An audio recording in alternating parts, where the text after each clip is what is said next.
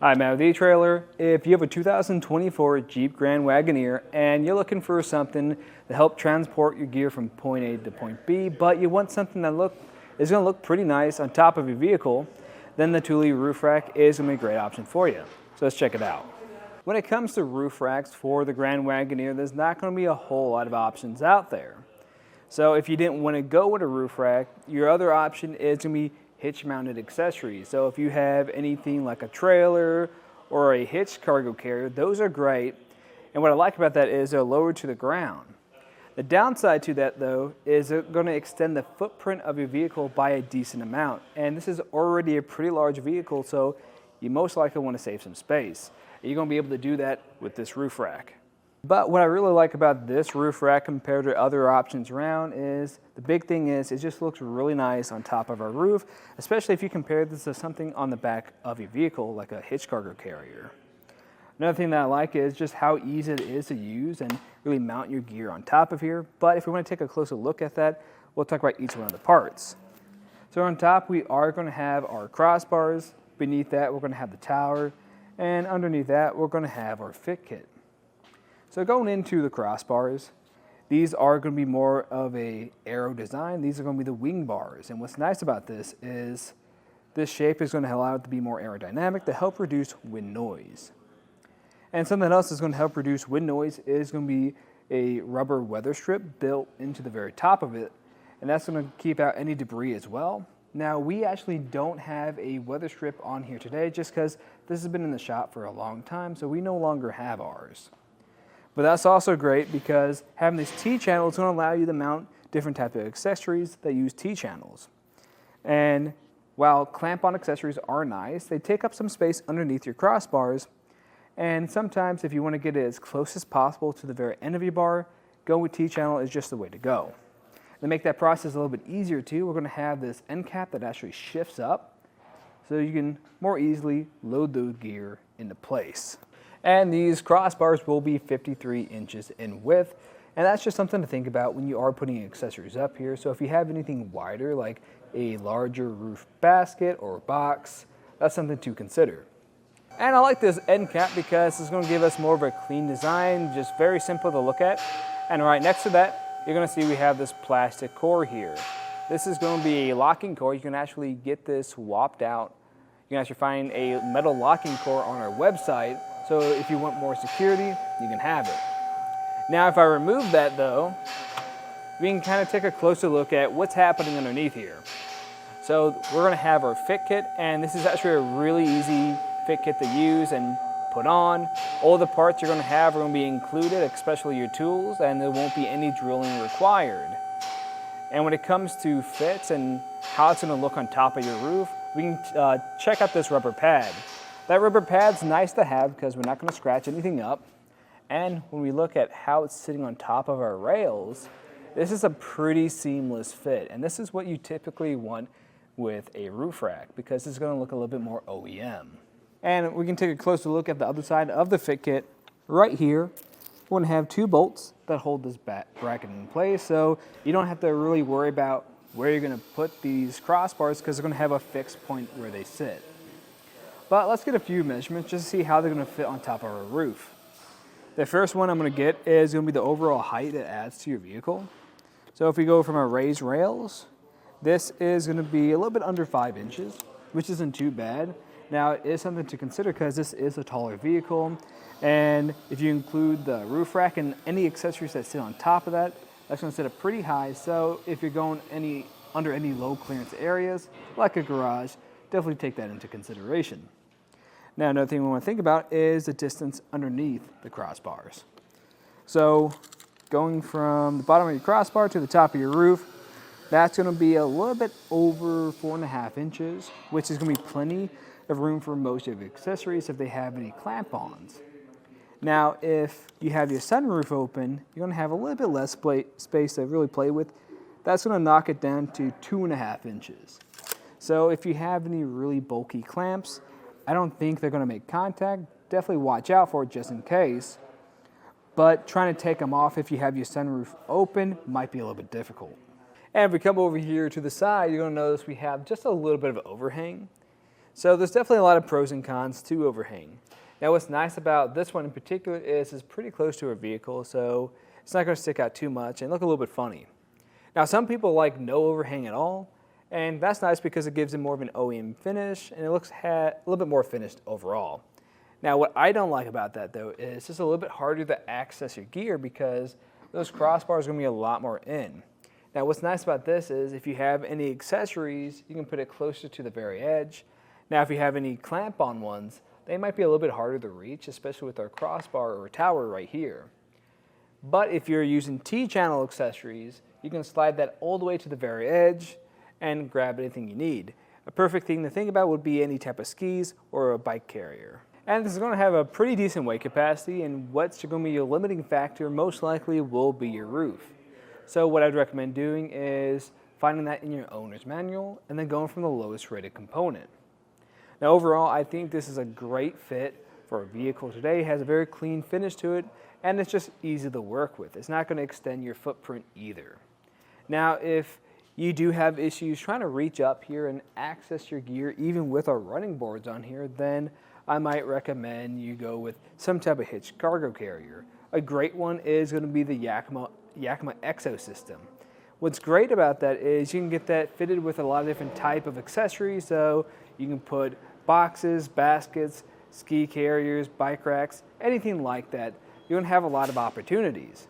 The downside to it though is it's going to be extremely large and it's pretty heavy to get on there. So if you're ever in a spot where you can't really accommodate for that much space, then you have to take it off, and that can be kind of difficult to do. And in that case, I'd recommend something like this. But if you're curious to see how this is to put on, there's not too much to it, but we do have some tips and tricks we talk about as we do it. If you are curious to see that, just stay tuned. We'll walk you through the process. To start off the installation, I like to lay everything out. You'll probably also notice that I already have my rear crossbar installed, but it's going to be the same process for either one. So what I'm going to have is going to be the crossbar itself, and we're going to have the towers that come along with it.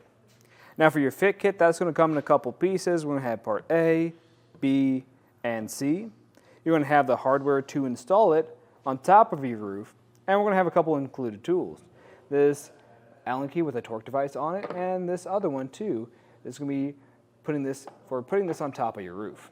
We're also going to have a tape measure that I recommend having with you just to make this process a little bit easier. The place I like to start off with is going to be with the towers. So just make sure you take off your end cap. These are really easy to take on and off. Just pull it, it'll come off.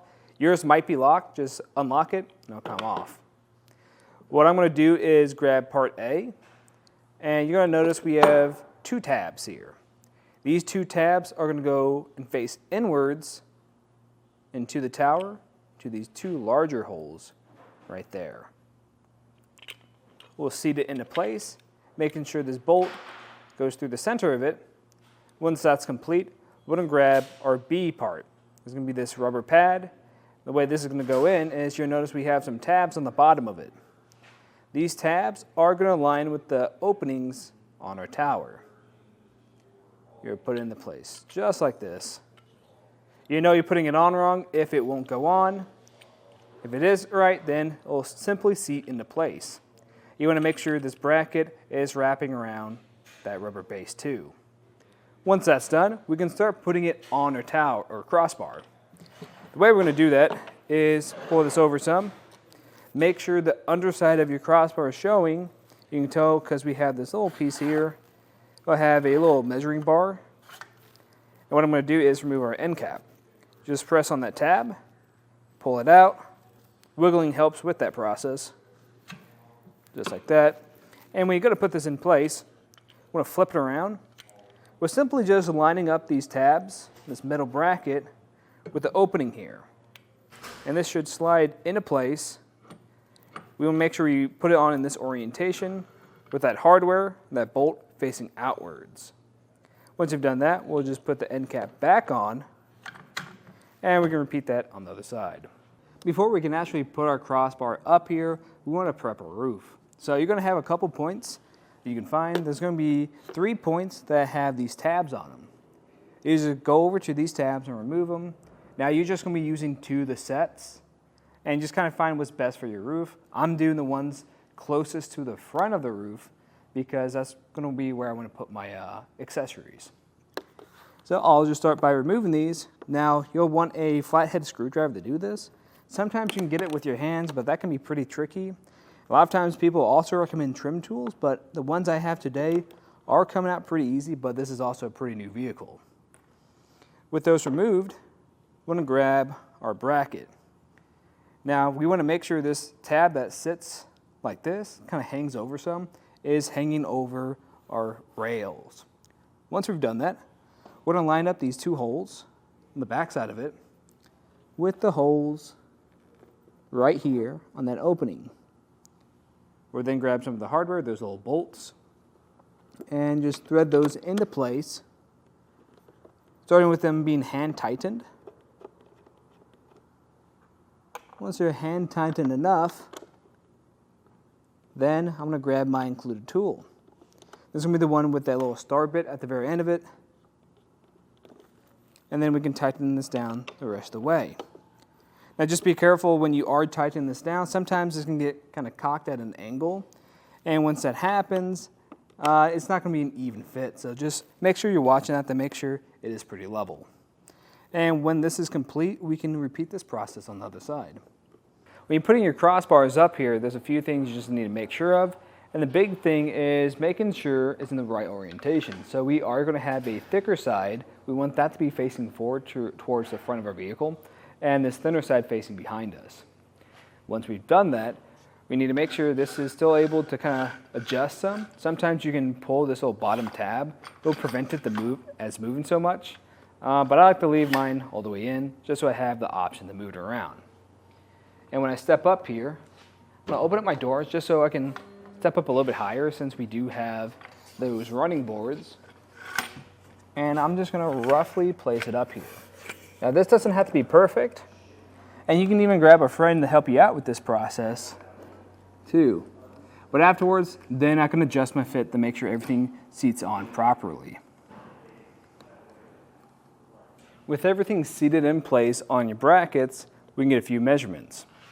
The first measurement I like to get is just the overhang we have. And then once I get that, then we'll do that again just on the other side to make sure it's even. If it's not even, you're just going to grab this, either pull it in or push it out to make sure you have the right measurement that you're looking for. Now I already know which one my measurement is going to be. So once I get it there, then I can actually put on my clamp C part. And the way clamp C is going to go in place is there's going to be this little clamp facing inwards like this. You're going to have that opening here at the top.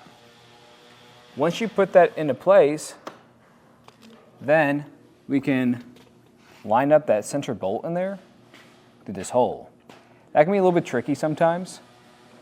When you do this, what I like to do is kind of see where it's currently at. Then I'm going to grab this little nut, and there's going to be a threaded side to it. So what you're going to do is line up that threaded side with that bolt, and sometimes you can kind of put it in there at an angle and kind of scoop it up until it lines into place. Then you just thread it on. Now the big thing with this process is making sure everything is properly seating into each other. So notice how our clamp is underneath this rubber pad. You want to make sure the other side is like that too. If both sides are underneath that rubber pad, that's how you know you have a good fit. Then you just hand tighten this up. And before we completely tighten it down, I'm going to repeat this on the other side. I'll just go back and forth until this feels pretty tight, and then use my included tool to tighten it down the rest of the way.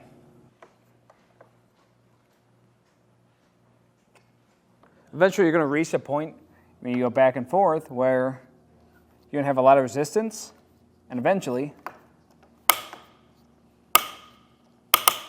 you hear some clicking coming from your torque device. That's letting you know this is tightened all the way down. Once that happens, then you can put your end cap on, lock it into place, and give this a good shake test. Make sure it's not going to go anywhere, and if it feels pretty sturdy, you can take it out for a ride. But that's just a look at the Thule Roof Rack on top of our 2024 Jeep Grand Wagoneer. I'm Matt. Thanks for watching.